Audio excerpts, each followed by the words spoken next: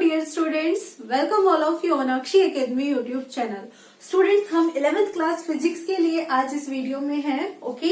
और जो प्रीवियस हमारे पास चैप्टर्स हुए हैं हमने उनमें क्या पढ़ा था, हमने चैप्टर पढ़े हैं जो है हमारे पास motion in a straight line and motion in a plane. तो इट मीन्स हमने वहां पे क्या पढ़ा था, मोशन को पढ़ा था, ओके। तो जब हमने मोशन को पढ़ा था वहां पे हमने बहुत सारे टर्म्स को भी डिस्कस किया था, like displacement, distance, velocity, speed and acceleration. It means जब भी कोई पार्टिकल मोशन करता है तो उनको इन सब टर्म्स की रिक्वायरमेंट होती है, यानी कि उसके लिए हम डिस्टेंस कैलकुलेट करते हैं, displacement, velocity and acceleration etcetera. So concept ये हुआ कि कोई भी जो पार्टिकल है वो क्या करेगा, मोशन करेगा, ओके। अगर अब आपसे पूछा जाए क्या कि व्हाट कॉजेज मोशन, मोशन किसकी वजह से होता है, भाई बता सकते हो आप, व्हाट कॉजेज मोशन। तो आपका आंसर यहाँ पे क्या होगा, मतलब मोशन का मतलब तो ये हुआ कि एक पार्टिकल जो भी है आप उसको क्या दे रहे हो, स्पीड दे रहे हो ना, मतलब मूवमेंट करा रहे हो। और जब मूवमेंट आप करा रहे हो तो इसमें क्या कॉन्सेप्ट आ जाएगा कि मूवमेंट करा रहे हो, दैट मीन्स आप उसको क्या दे रहे हो, कोई स्पीड दे रहे हो, है ना। उसके अंदर एक्सेलरेशन वहां पे आ जाता है, वेलोसिटी आती है और वेलोसिटी से क्या हो जाता है, एक्सेलरेशन। और जब किसी बॉडी के अंदर एक्सेलरेशन आ जाता है तो वो बॉडी क्या करेगी, स्टार्ट कर देगी मूवमेंट करना। कॉन्सेप्ट यही है ना कि अगर किसी भी बॉडी में एक्सेलरेशन आता है तभी तो वो स्टार्ट करती है ना। सो कॉन्सेप्ट ये हुआ कि इसके लिए मतलब मोशन के लिए हमें क्या चाहिए, एक क्वांटिटी चाहिए, okay. A quantity which can generate acceleration. Concept को समझना बेटा, बिल्कुल भी आपको ना रट्टा मारने की जरूरत नहीं पड़ेगी कि क्या चीज होती है मोशन में, ठीक है। रट्टा नहीं मारना पड़ेगा, बिल्कुल स्टेप बाय स्टेप आप समझ जाओगे। सो कॉन्सेप्ट क्या है, एक quantity which can generate acceleration in a body, कि हमें भैया एक जो बॉडी है उसके अंदर एक्सेलरेशन चाहिए ना। अब एक्सेलरेशन चाहिए तो आपको क्या करना होगा, लाइक जैसे कि ये सपोज कर लो कि ये जो है मेरे हैंड में क्या है, पेन का क्या है, एक कैप है। अब अगर मुझे यहाँ पर क्या करना है, इसको ऐसे थोड़ा सा, या तो मैं इसको ऐसे पुश करूंगी लाइक दिस ताकि आगे मूवमेंट करे, या फिर मैं क्या करूंगी, कोई भी यहाँ पे स्ट्रेन लूंगी और उस स्ट्रेन से पकड़कर इसको अपनी तरफ क्या करूंगी, अट्रैक्ट करूंगी। यानी कि जब भी हम किसी बॉडी में एक्सेलरेशन देना चाहते हैं, लाइक ये जो आपके पास ऑब्जेक्ट है, अगर आपको इसको इसकी स्टैटिक पोजीशन से हिलाना है ना, मूवमेंट कराना है, तो आप इस पर क्या करोगे, इसको पुश करोगे, ओके। या तो आप इसको पुश कर सकते हो, पुश करोगे तो ये यहाँ से शिफ्ट होकर सपोज कीजिए यहाँ पर आ जाता है, क्लियर। लेकिन अगर आप इसको पुल करोगे तो ये कहाँ पे आएगा, ये आपके पास इस तरफ आ जाता है, ओके। तो कॉन्सेप्ट ये हुआ बच्चा क्या कि या तो हम उसको पुश कर रहे हैं, पुश करेंगे तो इस तरफ, और पुल करेंगे तो हम इस तरफ करेंगे, क्लियर। सो बेसिक डीलिंग तो हमारे पास ये हो जाती है कि या तो आप पुश करेंगे या फिर आप क्या करेंगे, पुल करेंगे, ओके। जब हम पुश करते हैं या फिर पुल करते हैं तो इसको क्या बोलते हैं फिजिक्स के अंदर, it is known as force. So basic concept ये हुआ बच्चा क्या कि जो फोर्स है ना दैट इज नीडेड, ये हमें जरूरी है किसके लिए, motion, for motion of A particle, किसी भी पार्टिकल की मोशन के लिए। सो फोर्स को आप कैसे डिफाइन करोगे, क्लियर कॉन्सेप्ट हो जाता है। Force is defined as push और पुल। हम फोर्स को दो तरीके से डिफाइन कर सकते हैं, या तो पुश करने के लिए या फिर पुल करने के लिए, ठीक है। तो फोर्स का आपको बेसिक कॉन्सेप्ट तो यहाँ पे मैंने बता दिया है, डेफिनेशन बता दिया है। अब नेक्स्ट कॉन्सेप्ट आता है आपके पास क्या कि ये जो फोर्स है ना इसकी वैल्यू क्या होती है। अगर हम देखें तो इसको हम ना कैपिटल एफ के थ्रू डिनोट करते हैं, it is denoted by capital F. Since हमने कहा कि जो फोर्स होता है वो क्या होता है कि किसी भी बॉडी में एक्सेलरेशन ला सकता है ना, एक्सेलरेशन। एक्सेलरेशन को बेटा आप किससे रिप्रेजेंट करते हो, ए से, ओके। और अगर आप किसी बॉडी की बात कर रहे हो तो दैट मीन्स उसके अंदर उसका खुद का कोई ना कोई मास होगा, तो आप एक मास यानी कि एम में क्या ला रहे हो, यहाँ पर एक्सेलरेशन ला रहे हो। तो इट मीन्स अगर हम यहाँ पर देखते हैं मास और एक्सेलरेशन का हम प्रोडक्ट लें तो हमें क्या मिल जाएगा, फोर्स मिल जाएगा, क्लियर। हमें क्या मिल जाएगा, फोर्स। सो ये हमारे पास फोर्स का फॉर्मूला हो जाता है, मास इनटू एक्सेलरेशन। अब कॉन्सेप्ट है क्या, आप बताइए मुझे कि जो मास है वो आपके पास कैसी क्वांटिटी होती है, स्केलर क्वांटिटी, डन। और जो एक्सेलरेशन है ये आपके पास कैसी क्वांटिटी है, वेक्टर क्वांटिटी, ओके। सो अगर आप इन दोनों का प्रोडक्ट लें, स्केलर को मल्टीप्लाई करें वेक्टर से, तो ये हम पढ़ चुके हैं वेक्टर वाले कॉन्सेप्ट में क्या, कि जो भी हमें रिजल्टेंट मिलता है F, that means M into A, जहां पे हम एक स्केलर क्वांटिटी को मल्टीप्लाई करते हैं किसके साथ, वेक्टर क्वांटिटी के साथ, तो वो भी हमें कैसी मिलती है, वेक्टर मिलती है, okay. So vector quantity, F is the vector quantity. अब बच्चों अगर आपके पास फोर्स वेक्टर क्वांटिटी है, vector quantity that means that possesses both magnitude and direction, जो दोनों को लेकर चलती है, तो इसका मतलब ये हुआ कि फोर्स की भी डायरेक्शन होगी, बिल्कुल होगी। और अगर हम इसे वेक्टर फॉर्म में रिप्रेजेंट करें तो कैसे रिप्रेजेंट करेंगे भाई, वेक्टर का साइन मतलब एरो यहाँ पे लगाएंगे, मास ये तो स्केलर क्वांटिटी होती है and acceleration this is vector quantity. So ये हमारे पास फॉर्मूला मिल जाता है वेक्टर फॉर्म में। क्लियर हुआ कॉन्सेप्ट। अब आपने ये कहा कि जी वेक्टर क्वांटिटी है, तो वेक्टर क्वांटिटी है तो इसकी डायरेक्शन भी होगी, और डायरेक्शन कहाँ होगी, तो भैया जिस तरफ आपने फोर्स लगाया दैट मीन्स आपने यहाँ पर इसे पुश किया ना, तो कॉन्सेप्ट ये हुआ कि आपने इस डायरेक्शन में क्या किया, फोर्स लगाया, क्योंकि आपकी बॉडी इस तरफ मूवमेंट कर रही है और इस तरफ मूवमेंट कर रही है, यानी कि एक्सेलरेशन आपका इस डायरेक्शन में है, ठीक है। तो जो डायरेक्शन आपकी एक्सेलरेशन की होगी वही डायरेक्शन किसकी होगी, फोर्स की होगी। तो बच्चों यहाँ पे हमने जो कॉन्सेप्ट है वो डिस्कस कर रहे हैं, जो वो किसका कर रहे हैं, फोर्स का, ओके। सो इसकी डायरेक्शन क्या होगी, डायरेक्शन ऑफ एक्सेलरेशन, एक्सेलरेशन की ही डायरेक्शन होगी। तो ये आपके पास यहाँ पे फोर्स का कॉन्सेप्ट हो गया, ओके।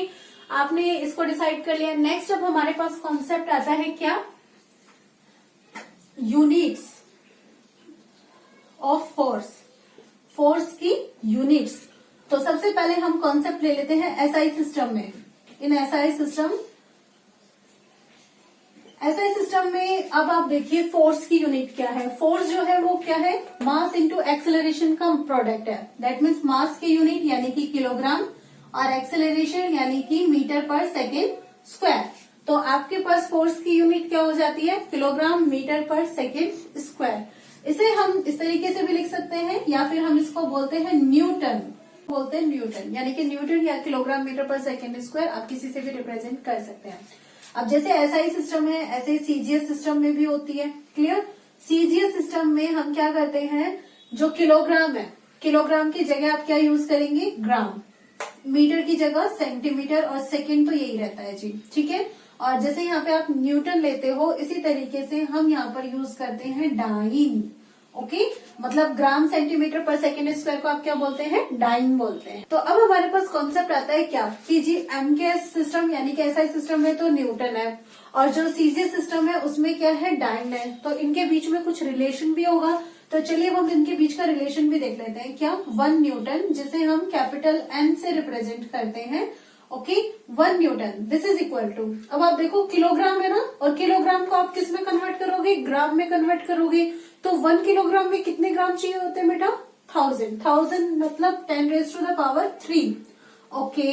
और फिर उसके बाद मीटर, 1 मीटर में कितना सेंटीमीटर होता है, 100 होता है, सो 10⁻²। और सेकेंड तो सेकेंड है ही आपके पास, सो इतना ये डाइन के इक्वल हो जाएगा, दैट मीन्स 10⁻5 डाइन। ऐसा आप चैप्टर 2 में कर चुके हैं, वहां पे आप करते हैं ना, मतलब जो भी आपके पास सिस्टम ऑफ यूनिट्स होते हैं उनमें आप ट्रांसफर करके देखते हैं ना कि कैसे आप उनको कन्वर्ट कर सकते हैं, तो वहां से ये कॉन्सेप्ट है।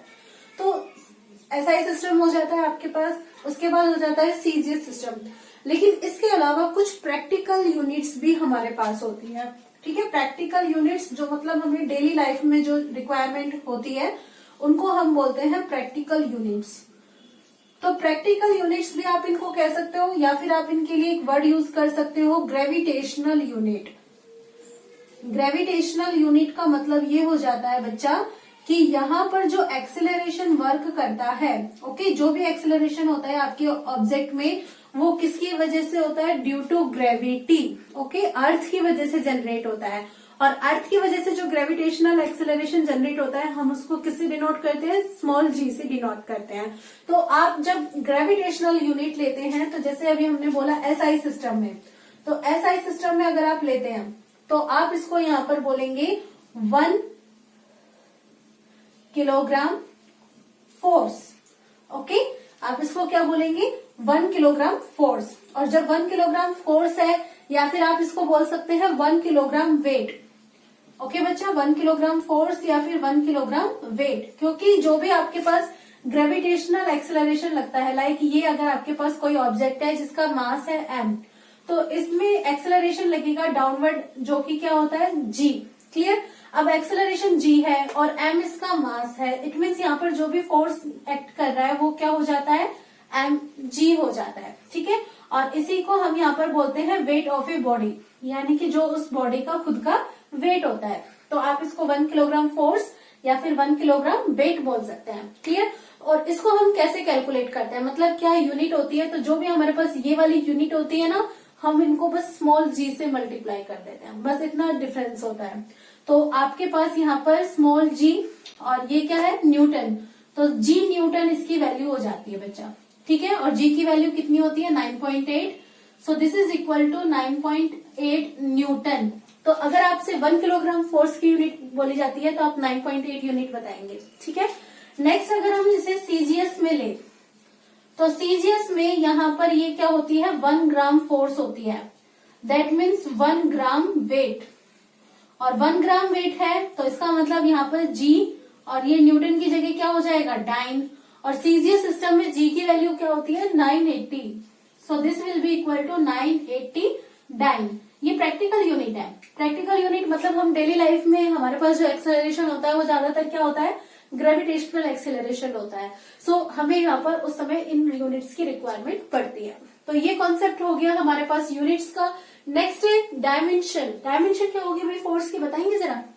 चलिए आप इसको नोट कीजिए, फिर हम डायमेंशन कैलकुलेट करते हैं। आपने डायमेंशन तो कैलकुलेट कर ही ली होगी, तो चलिए चेक कर लीजिए। ओके, डायमेंशन ऑफ फोर्स क्या होगी भाई, आपके पास आपने यूनिट देखा, क्या है उसकी यूनिट, किलोग्राम मीटर पर second square.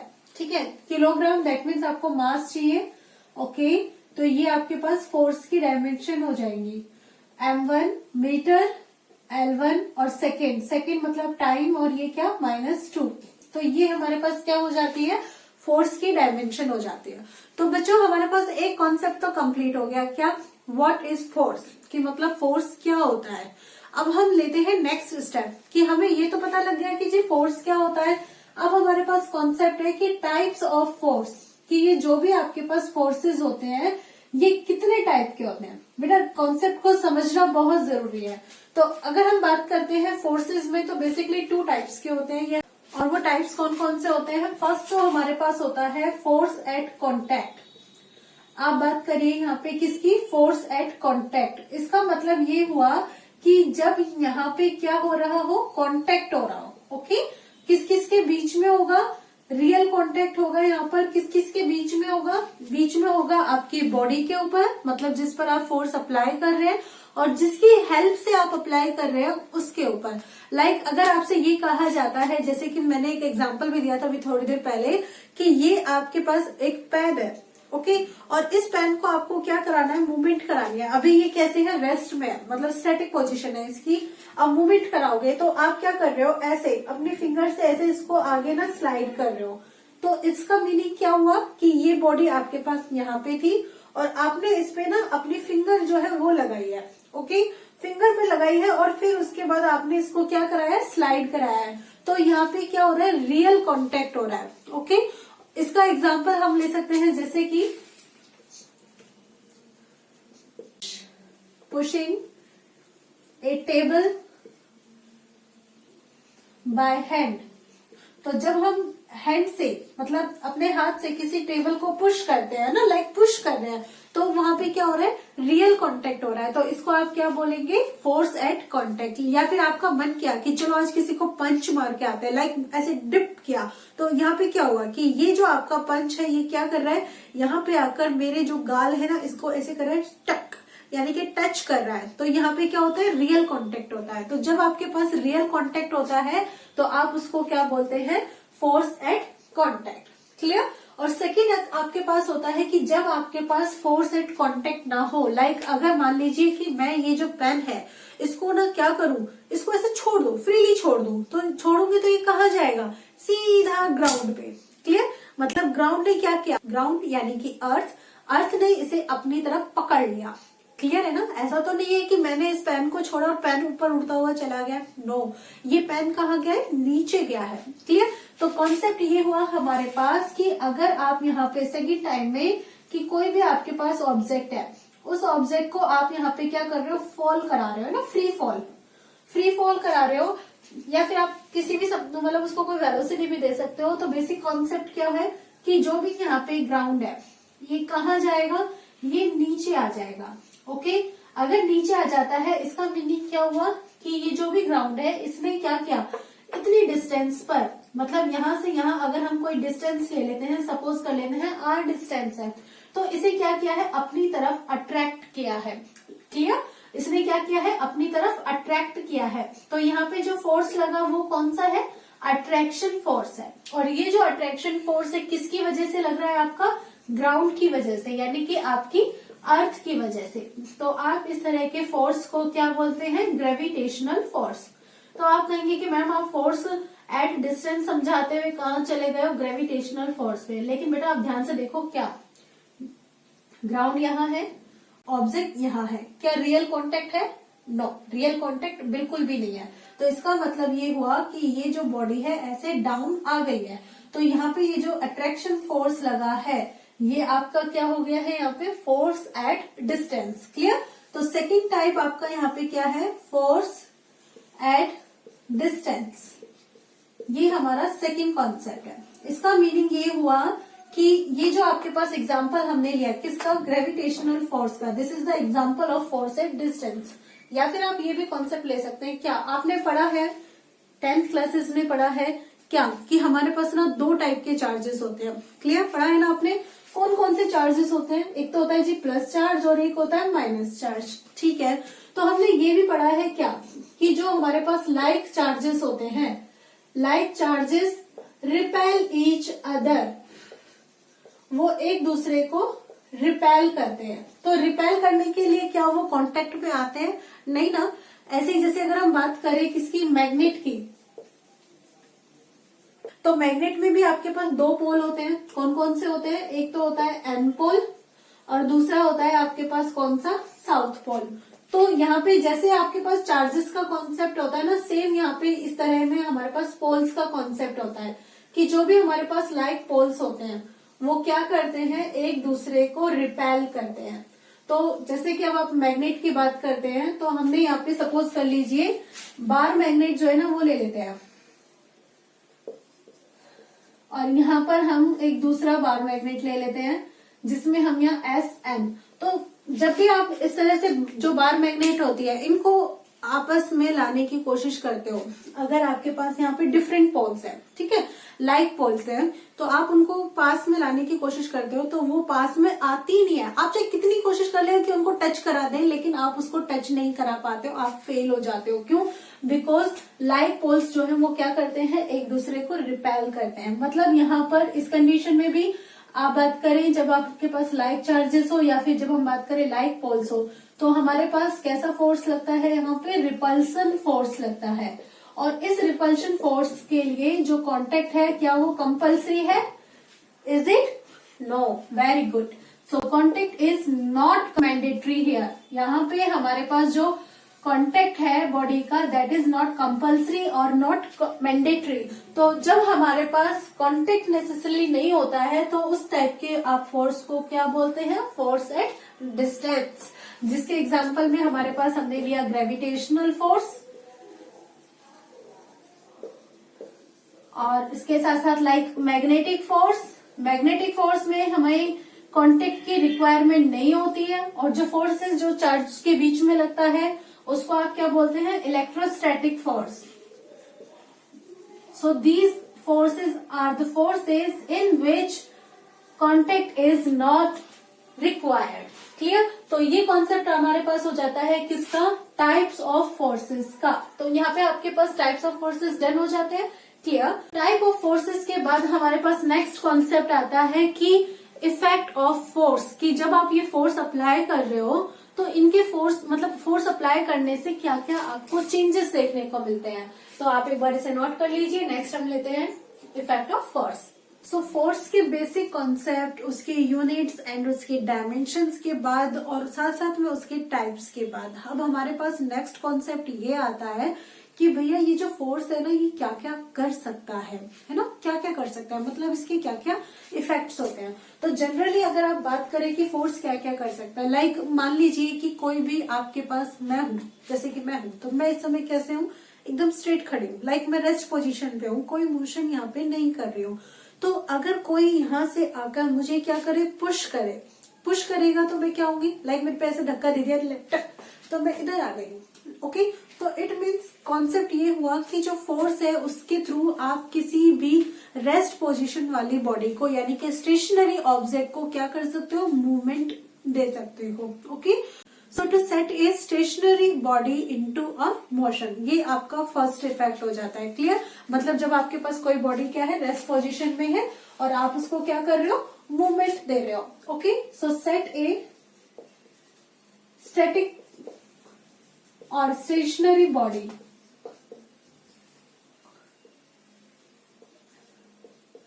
Into motion.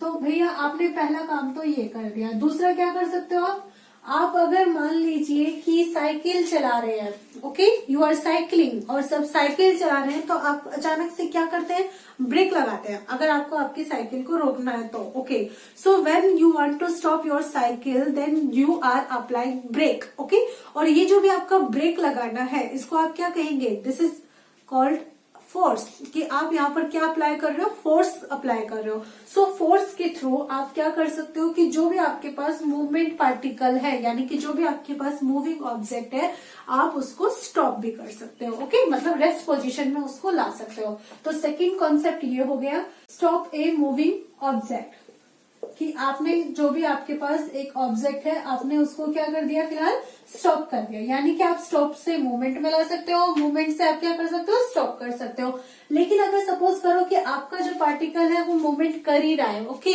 Like मैं हूं पहले धीरे धीरे चल रही हूँ, फिर मैंने क्या किया, थोड़ा तेज तेज चलना स्टार्ट किया, दैट मीन्स मैंने अपनी एनर्जी लगाई है ना, मतलब जो भी मेरे अंदर एनर्जी है, जो भी मैंने अपना एक्स्ट्रा एफर्ट डाला है, तभी तो मैं मूवमेंट कर रही हूँ, तेज तेज कर रही हूँ। तो मतलब मैंने यहाँ पे क्या किया है, फोर्स अप्लाई किया है। ओके, दैट मीन्स आप किसी भी मूविंग ऑब्जेक्ट की जो स्पीड है उस स्पीड को भी चेंज कर सकते हो, किसके थ्रू, फोर्स के थ्रू आप चेंज कर सकते हो। So we can say that can change speed, और जब स्पीड चेंज करोगे तो आपके पास जो भी बॉडी है वो रेस्ट में होगी या मोशन में होगी, मोशन में होगी। सो ऑफ ए मूविंग बॉडी, अब जैसे आप उसकी स्पीड चेंज कर सकते हो, लाइक अगर कोई पार्टिकल है उसको यहां जाना है, ठीक है, वो इस तरफ मूवमेंट कर रहा है, लेकिन आप क्या कर रहे हो, फोर्स लगा रहे हो, ओके, और उसको कंपेल कर रहे हो कि वो इस डायरेक्शन में आए। तो ये भी आप किसकी वजह से कर सकते हो, फोर्स की वजह से कर सकते हो। So you can change the direction, okay, can change direction of a moving body। और इसके साथ साथ क्या कुछ और कर सकते हो आप फोर्स लगा के, देखो याद करो, जैसे सपोज करो आपके पास कोई रबर की बॉल है या फिर आपके पास कोई स्प्रिंग है, तो जब आपके पास कोई स्प्रिंग होता है तो हम स्प्रिंग में क्या करते हैं, उसको ऐसे, उसको इस तरीके से कंप्रेस करते हैं। तो कंप्रेस करते हैं तो मान लीजिए स्प्रिंग का साइज इतना है, ये उसकी लेंथ है, आप उसको कंप्रेस कर रहे हो तो स्प्रिंग का साइज क्या हो गया, कम हो गया, कम हो गया ना, तो उसकी लेंथ क्या हो जाती है, चेंज हो जाती है। सो लेंथ चेंज हो गई, दैट मीन्स डायमेंशंस क्या हो जाती है, चेंज हो जाती है। सो आपके पास नेक्स्ट कॉन्सेप्ट हो जाता है कि आप उसकी जो भी बॉडी है उसकी डायमेंशंस को भी चेंज कर सकते हो। So change the dimension of a body, तो ये आपके पास यहाँ पे कॉन्सेप्ट आ जाते हैं, मतलब इफेक्ट आ जाते हैं फोर्सेस के, कि अगर आपने किसी भी ऑब्जेक्ट के ऊपर फोर्स लगाया तो भैया ये आपको इफेक्ट देखने को मिल सकते हैं। लेकिन सपोज करो अगर आपने एक से ज्यादा फोर्स लगा दिए तो क्या होगा? एक से ज्यादा फोर्स यानी कि आप उसको डील करते हैं इस कॉन्सेप्ट को क्या कह के? Effect of multiple force. तो कॉन्सेप्ट आता है कि जो मल्टीपल फोर्सेस है आप उनको कैसे डील करते हैं। तो बच्चा यहाँ पे दो कंडीशन पॉसिबल होती है, फर्स्ट कंडीशन और सेकंड कंडीशन, मतलब two situations are possible here if which first act तो ऐसा हो सकता है कि हमने ये मान लिया कि जो भी हमारे पास नेट फोर्स है, जो भी हम अप्लाई कर रहे हैं that means external force. Okay, so net external force आपके पास क्या हो सकता है? 0 हो सकता है। या फिर आप ये भी कह सकते हो कि भैया नेट एक्सटर्नल फोर्स में नॉट बी इक्वल टू 0, ये आपके पास 0 के इक्वल नहीं हो सकता। तो दोनों सिचुएशंस में क्या क्या हो सकता है? देखिए, आपने कहा कि नेट एक्सटर्नल फोर्स क्या हो सकता है? 0, मतलब जब आपके पास एक से ज्यादा फोर्स है किसी एक ऑब्जेक्ट पे, लाइक ये आपने क्या किया है, एक आपके पास यहाँ पे एक बॉडी है, ओके, इस बॉडी पे आपने फोर्स लगाया। तो सपोज कीजिए यहाँ पर फोर्स आपने लगाया F1 फोर्स इस डायरेक्शन में, क्लियर, और एक फोर्स आपने यहाँ पर लगाया, इसको आप बोलेंगे F2, ये इस डायरेक्शन में। तो अगर हम यहाँ पर कॉन्सेप्ट देखें F1 और F2 का, ठीक है, तो इनकी आपके पास जो डायरेक्शन है वो कैसी है? अपोजिट डायरेक्शन है। ओके बच्चा, जब आपके पास डायरेक्शन अपोजिट होती है और अगर आप ये कह दो कि भैया इनका जो मैग्नीट्यूड है ना ये क्या है? सेम है, मैग्नीट्यूड सेम और डायरेक्शन अपोजिट, तो इसका मीनिंग ये हुआ कि अगर आप ये कह रहे हैं कि वेक्टर F1 जो है वो माइनस वेक्टर F2 है, तो क्या ये गलत होगा? बिल्कुल गलत नहीं होगा। क्यों? क्योंकि आपने इक्वल फोर्स यहाँ लगाया और जितना फोर्स यहाँ लगाया उतना ही फोर्स यहाँ पे लगाया। मतलब कि कोई एक आपके पास ऑब्जेक्ट है, आप उसको यहाँ से भी फोर्स लगा रहे हो और यहाँ से भी फोर्स लगा रहे हो, और दोनों से मतलब आप पेन होल्ड करके देखो, एकदम इक्वल फोर्स लगा के देखो, तो क्या ये आपका पेन जो है ये मोशन करेगा? मतलब अगर ये इसकी पोजिशन है तो क्या ये इस तरफ जाएगा? नो। क्या ये इस तरफ जाएगा? No. Because why? Because we are applying equal forces, हम दोनों तरफ में ना इक्वल फोर्स लगा रहे हैं, और जब हम इक्वल फोर्स लगा रहे हैं then F1 is equal to minus F2। और अगर आप इन दोनों फोर्सेस को ऐड करो, ठीक है, इन दोनों फोर्सेस को अगर आप ऐड करो तो आपके पास क्या आएगा? सम, दैट मीन्स आप F1 को ऐड करोगे किसके साथ? F2 के साथ। ओके, बट F1 की तो वैल्यू माइनस F2 वेक्टर के इक्वल है, सो हम यहाँ पर F1 की जगह क्या लेंगे?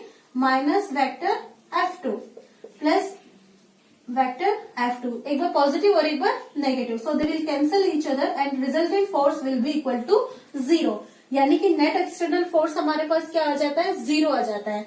तो आपका बॉडी, ये जो भी बॉडी है, क्या इसने मूवमेंट किया? नहीं किया ना। So we will say here that body will remain in rest. वो किस पोजीशन में रहेगी? रेस्ट पोजीशन में रहेगी। इसका मीनिंग ये हुआ कि जब हमारे पास नेट एक्सटर्नल फोर्स होता है तो दोनों तरफ इक्वल फोर्स लगते हैं, है ना, इक्वल फोर्स दोनों तरफ लग रहे हैं, सो आप इसको इक्विलिब्रियम पोजीशन भी बोलेंगे, यानी कि इस बॉडी की कोई मूवमेंट नहीं है, इक्विलिब्रियम पोजीशन है ये, and body will remain in rest. तो ये क्या रहेगी? रेस्ट पोजीशन में रहेगी। क्लियर हुआ concept? And when we will discuss the point net external force is not equal to 0, मतलब फोर्स जो है वो इक्वल नहीं है। अब इक्वल नहीं है तो कैसे नहीं है? तो अब हम ये वाला सेकंड केस जो है ना वो यहाँ पे डिस्कस कर लेते हैं। ओके, हम यहाँ पर इसको डिस्कस करते हैं। तो हम ये लेकर चलते हैं कि जी ये हमारे पास एक ऑब्जेक्ट है और यानी कि ये हमारे पास एक बॉडी है और इस पे हम फोर्स लगा रहे हैं। F2 इस तरफ लगा रहे हैं, ओके, F1 इस तरफ लगा रहे हैं। लाइक हम यहाँ पर वो बोलते हैं ना रस्साकस्सी वाला गेम, मतलब हम दोनों तरफ ना क्या कर रहे हैं, एक रोप हमने बीच में पकड़ रखी है। रोप आप सपोज कर लीजिए बॉडी है, आप इस तरफ से भी उसको पुल कर रहे हो और आप इस डायरेक्शन में भी उसको पुल कर रहे हो, तो आपका जो वो जो रस्सी है, जो रोप है, वो किस डायरेक्शन में आएगी? सिंपल सा कॉन्सेप्ट है, वो उसी डायरेक्शन में जाएगी जिस तरफ फोर्स क्या होगा? ज्यादा होगा। तो कॉन्सेप्ट ये है कि आपने यहाँ पर दो फोर्सेस लगा दिए, क्लियर, और आपने कहा net external force is not equal to 0। मतलब ये कॉन्सेप्ट हो गया कि आपके पास जो भी यहाँ पे F1 प्लस F2 कह रहे हो ना आप, वो नॉट इक्वल टू 0। अब आप देखो यहाँ पे आपके पास ये क्या आया था, 0 आ गया था, but now this is not equal to 0। तो इसका मतलब ये हुआ कि F1 और F2 जो है भैया वो एक दूसरे के इक्वल नहीं है, ठीक है ना। कॉन्सेप्ट तो ये हुआ, अगर इक्वल होते तो अपोजिट डायरेक्शन में होने की वजह से क्या हो जाते, कैंसिल हो जाते, but they are working in opposite direction, but these magnitude are not equal, इनके मैग्नीट्यूड्स इक्वल नहीं है। तब क्या होगा, तब देखो बच्चा क्या होगा, आपके पास F1 is not equal to F2, तो यानी कि एक केस तो ये हो सकता था कि F1 is greater than F2, यानी कि सपोज कर लो F1 की वैल्यू ज्यादा है, ओके, F1 की वैल्यू ज्यादा है तो आपकी बॉडी कहाँ आ जाएगी, F1 की ओर आ जाएगी। सो कॉन्सेप्ट ये हो जाएगा, body will move in the direction of F1 force, okay. और अगर F1 की वैल्यू कम है, if F1 is lesser than F2 then which is greater, F2, यानी कि F2 वाली पार्टी ने ज्यादा फोर्स लगा दिया है, और ज्यादा फोर्स लगा दिया तो ये ऑब्जेक्ट भी कहाँ जाएगा, उसी डायरेक्शन में मूव करेगा। सो इस सिचुएशन को तो हम यहाँ पर ऐसे रिप्रेजेंट करेंगे कि ये बॉडी है, ये F2 फोर्स, ये F1 force, and body will move in this direction, okay. इस एरो से आप बताएंगे कि इस डायरेक्शन में मूव कर रही है ये जो भी आपके पास ऑब्जेक्ट है, ओके। एंड नाउ आपके पास ये आपकी बॉडी है,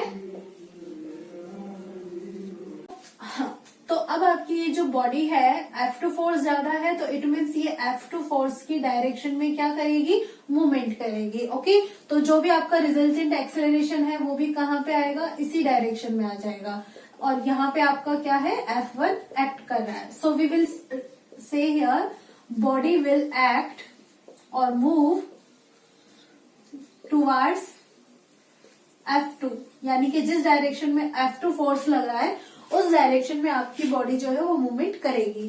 तो इन दोनों कॉन्सेप्ट पर बेस्ड हम यहाँ पर एक डिसीजन है वो फाइनली हम बोल सकते हैं यहाँ पे फोर्स के लिए क्या, कि जो भी आपके पास पार्टिकल होता है, ओके, जो भी पार्टिकल होता है या फिर जो भी आपके पास ऑब्जेक्ट होता है, दैट विल मूव और moves in the direction of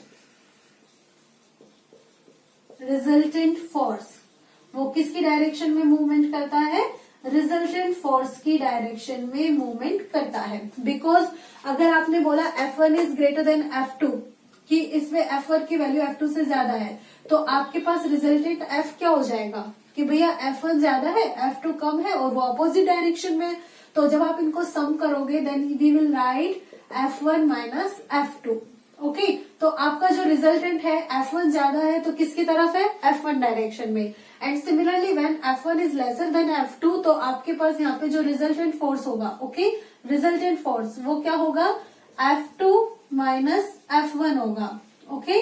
और F2 माइनस F1 होगा, it means F2 is greater, that means body will move in the direction of F2 force. तो बच्चा ये हमारे पास जो कॉन्सेप्ट है वो किसका हो जाता है, फोर्स का हो जाता है। तो हमने जो डेफिनेशन हम सबसे पहले पढ़ी थी, हमने साइंस के अकॉर्डिंग जो पढ़ते हैं, क्या सिंपल डेफिनेशन है, force is defined as push और पुल।